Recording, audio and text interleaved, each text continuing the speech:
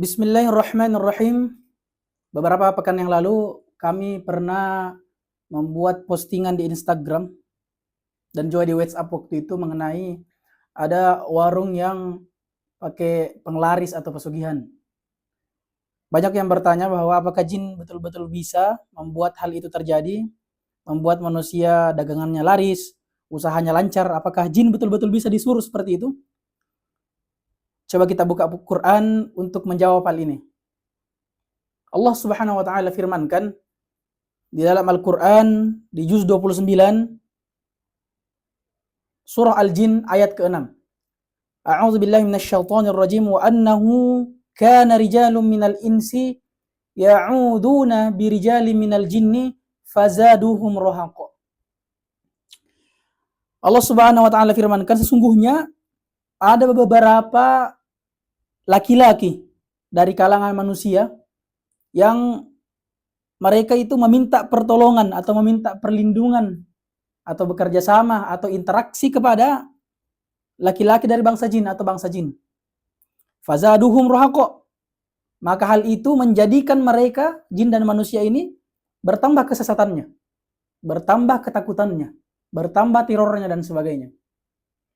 Maka hal itu bisa saja terjadi karena dukun-dukun yang memiliki ritual-ritual tertentu bisa interaksi dan bisa meminta pertolongan kepada jin. Tentunya dengan syarat-syarat tertentu. Apalagi pesugihan atau untuk memperlancar dagangan, melariskan usaha itu pasti memerlukan syarat-syarat tertentu.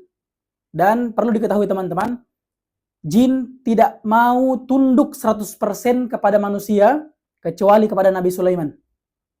Makanya orang-orang yang punya penglaris atau orang-orang yang punya pesugihan pasti jin akan minta tumbal dari hasil kerjanya itu.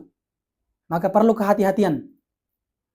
Jangan sampai kita menginginkan usaha kita lancar, kita menginginkan usaha kita laris manis, tetapi kita menggadaikan akidah kita di hadapan Allah Subhanahu wa taala. Sebagaimana Allah firmankan di dalam Al-Qur'an surah Al-Bayyinah di juz 30 bahwa innal ladzina kafaru min ahlil kitabi wal musyrikina fi nari jahannam khalidina fiha.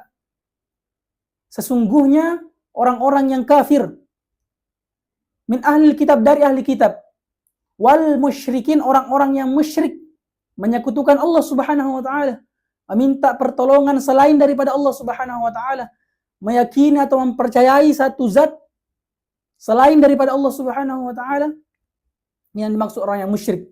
Fi nari jahannam. Mereka semua itu akan berada di neraka jahannam. Khalidina fiha. Mereka akan kekal di dalamnya. Maka teman-teman hati-hati. Hati-hati. Apabila kita mau dagangan kita laris, maka banyak yang bisa kita lakukan dibandingkan harus meminta pertolongan dari bangsa setan dan jin.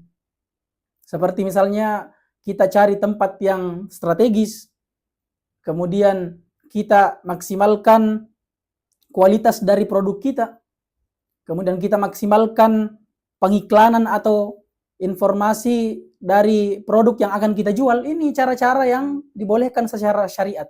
Jangan sampai kita pergi datang ke dukun, meminta pertolongan supaya dagangan kita laris, maka hal itu yang dapat membuat kita hancur di dunia, apalagi nanti kita hancur di akhirat.